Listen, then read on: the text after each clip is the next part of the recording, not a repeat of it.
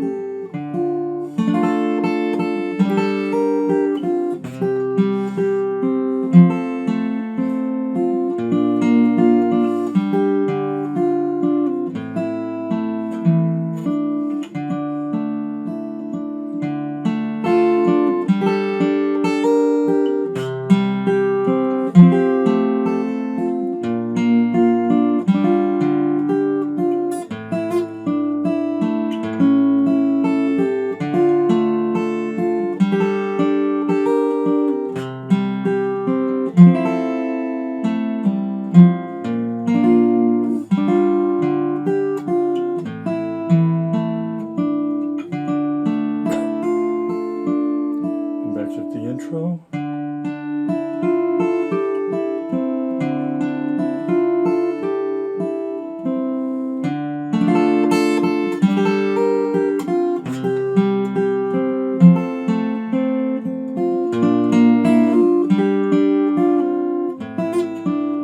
Mix your trills around a little bit, second time through.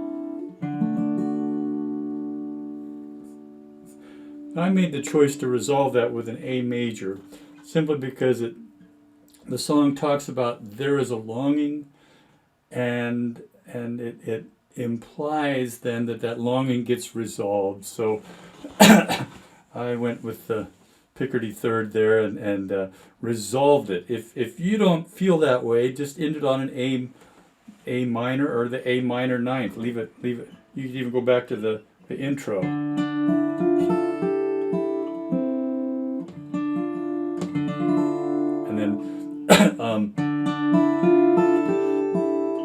And then you can strum. All I have is the two open top strings, and then the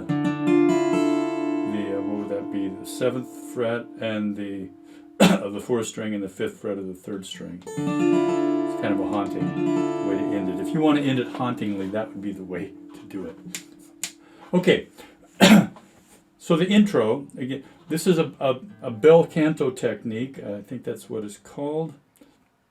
I've forgotten all my classical stuff. It's been years. But you want to let every note ring as long as possible. You get all these dissonances and the open strings. Gives it a real haunting effect. And then you come back into the A minor. Fingering's all there for you. Now this F on the start of the 3rd line, I fingered it in the sheet music with the thumb. Because that's the only way you can keep that bass note, the full half note. But if you can't use your thumb, you can still play this. So you're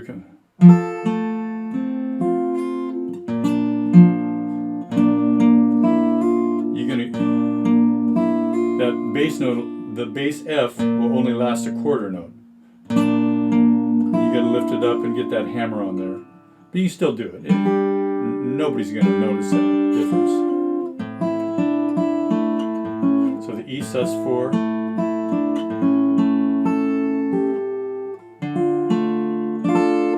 Oh, and then at the end of line 3, you've got, when you get the E7, you've got a little fill line.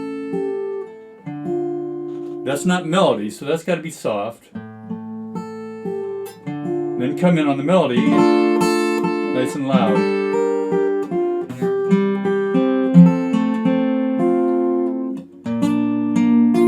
That one I fingered for the bar down.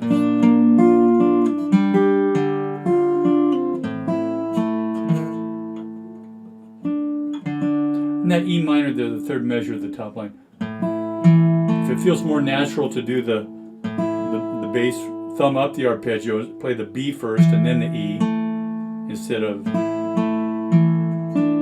either one's fine. Okay, so now we're starting in the verses here, in the second line of the second page.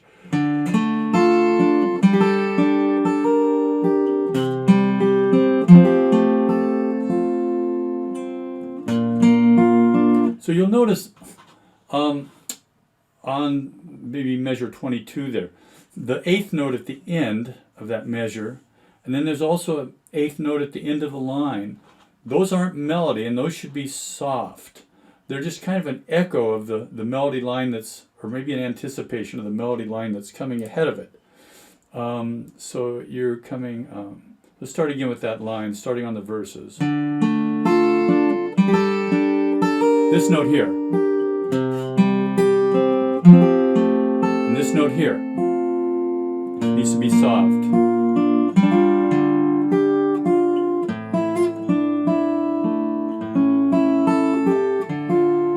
And again, you bring that one on the E7 there at the end of the third line.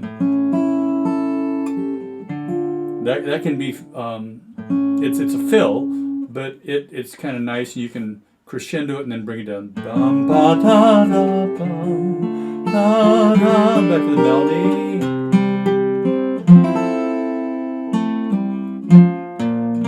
And that's a nice little figure right there on the end of the fourth line, that C major 7, and then the bass. And your thumbs, or your third finger's already there where you need it for the first note of measure 33, the first measure in the last line.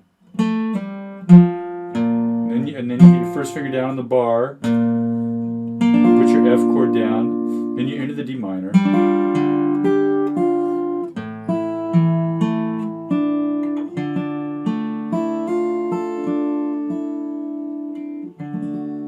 Or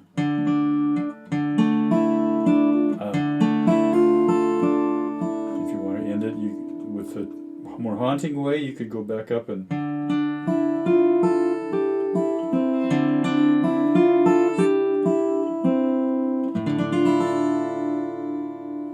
that's not a bad ending, actually. But anyway, so you have some choices there. That's all I have on that one. Look for more arrangements on liturgicalguitarist.com. I pray God blesses your playing, and I wish you peace.